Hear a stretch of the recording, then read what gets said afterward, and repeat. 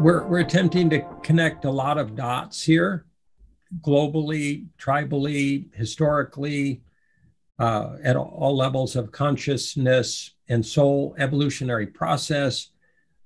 We're stating at the top of the screen here that which feels good in our world and fulfilling to the ego, our wants, our needs, our desires, our attachments, our aversions, will not solve in their native state, in their initial dynamic. They will not solve climate change because they're creating it.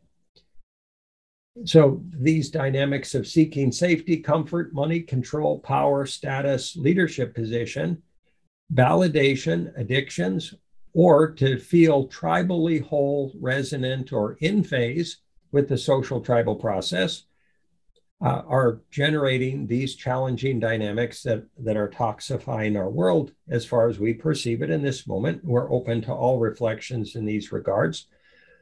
We would suggest that this, in very simplified terms, is a process of karma and dharma and drama and trauma, all occurring simultaneously in our world, in individuals, in families, in groups, in collectives, in genders, in races, in nations, and as a total species, that this is a fractal dynamic that is ongoing, and we're all learning together.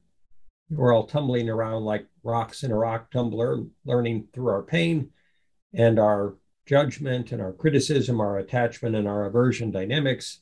And eventually that takes us into consciousness. And until we're operating from consciousness, we feel we're in the rock tumbler of these types of dynamics.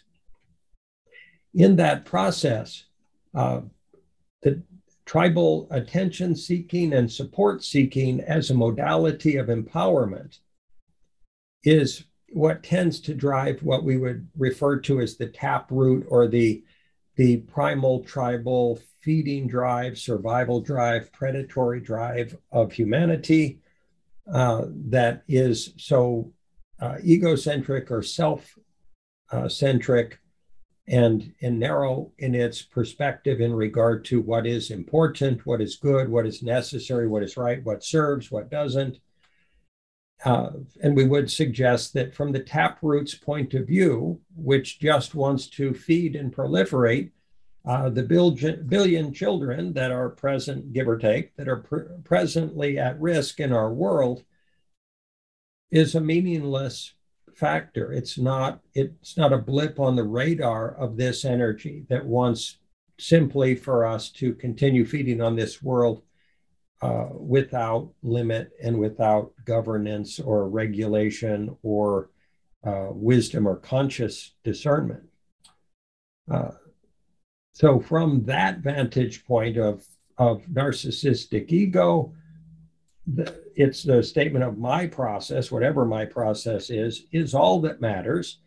And even the WSS process here is just something for my narcissistic ego energy to feed upon in order to create more ego process. So these are very challenging dynamics to suss out and understand without attachment, without aversion, without judgment, without fear, without projection, and without assumption.